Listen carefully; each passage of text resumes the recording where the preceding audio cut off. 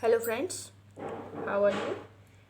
I hope you are fit, fine, healthy and taking care of your health in this pandemic. Friends, today we shall study past indefinite tense. As you can realize with the name, in past indefinite tense action take place in past time. बीते हुए समय में कार्य जो होना है वो पाया जाता है. सेंटेंस एंड्स विद आ, या, ई, ये, ता था, ती थी, ते थे, खाना खाता था, बाजार जाती थी, या बाजार गया, मैंने खाना खाया, माताजी बाजार से आई. इस तरह से ये सेंटेंस जो है एंड होते हैं. यहाँ से आप इनको पहचानेंगे. जनरली आप देखेंगे कि ये वर्ड्स तो बहुत कम अब यूज़ होते हैं एंड में सेंटेंस के. मोस्टली ये इस तरह का इंडिकेशन आता है, मीन्स वोवल एंडिंग होती है सेंटेंस की मोस्टली.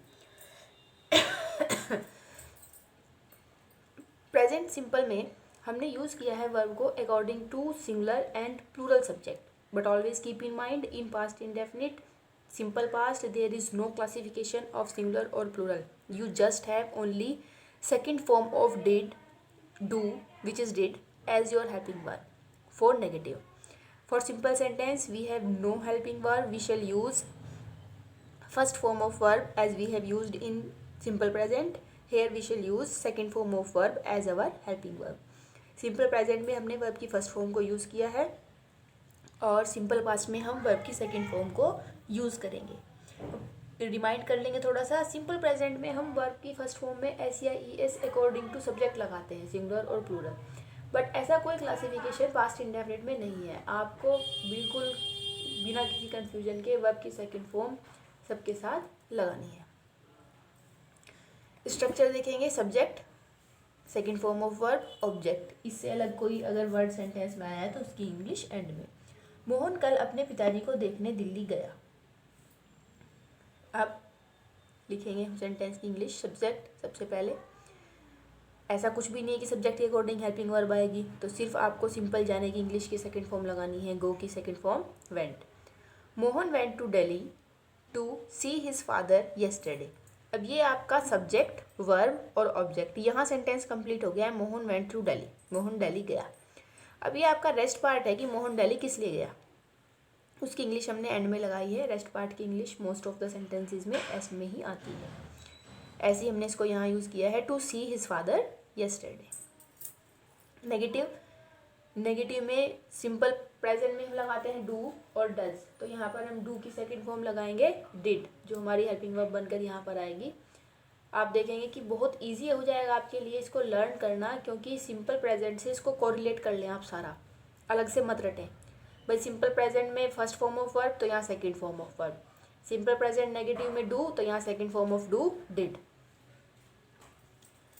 अब नोट लगाएंगे इसके साथ. Structure subject, helping verb, note.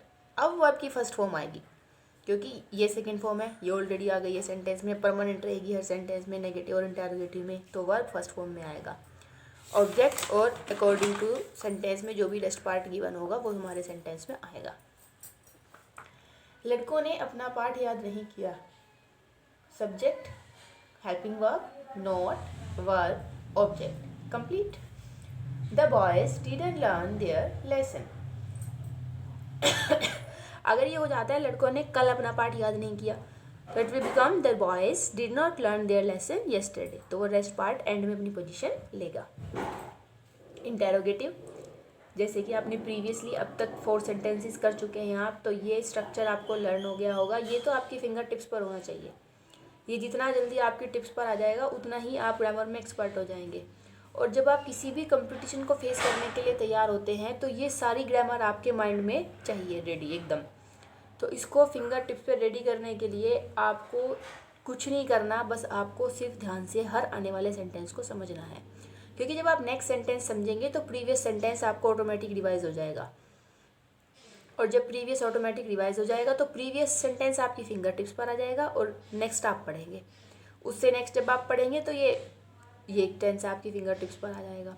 तो ये तो सिर्फ आपको इसको डेली 5-10 मिनट देने की ज़रूरत है. इसमें और कुछ भी ना टफ है ना बहुत ज़्यादा काम है. प्रीवियस हमने सभी स्ट्रक्चर ऐसे ही पढ़े हैं. सबसे पहले हेल्पिंग वर्ब आती है. अभी हमने पढ़ा है कि हेल्पिंग वर्ब सब्जेक्ट के अकॉर्डिंग आती है, लेकिन यहाँ तो कोई सब्जेक्ट का क्लासिफिकेशन ही नहीं है, तो आपकी हेल्पिंग वर्ब डिड आएगी सबसे पहले। नोट सेंटेंस में होगा तो आएगा, नहीं तो आप डायरेक्ट स्किप करके वर्ब की फर्स्ट फॉर्म पर आ जाएंगे और क्वेश्चन मार्क तक का स्ट्रक्चर फॉलो करेंगे। क्या उसने तुम्हारा पत्र नहीं पढ़ा? क्या स्टार्टिंग में है? जब भी यस नो टाइप क्वेश्चन होता है उसमें क्या स्टार्टिंग में ही आता है, तो हम स्टार्ट करते हैं उसको डिड से। He subject, not verb object. Did he not read your letter? Sorry. Second type of interrogative में स्ट्रक्चर कुछ नहीं करना है आपको, जस्ट एक एडिशनल ये कॉलम ऐड करना है, इंटेरोगेटिव वर्ड। इसको आप फुल फॉर्म में लिख सकते हैं लिखना चाहे तो, इंटेरोगेटिव वर्ड, और बाकी एज इट इज उठा के प्रीवियस स्ट्रक्चर यहाँ रख देंगे हम, तो ये आपको ऑटोमेटिक याद हो जाएगा। उस बच्चे ने कितना दूध पिया? Interrogative word, how much milk did that baby drink? Sentence आपका कहाँ खत्म हो गया है? ऑब्जेक्ट पर आकर खत्म हो गया है, वर्ब पर आकर खत्म हो गया है। How much milk did that boy baby drink? इतना वर्क आप अपने सेंटेंस में नोट करेंगे, और इसको नोटबुक में आप नोट करना चाहें कर लें।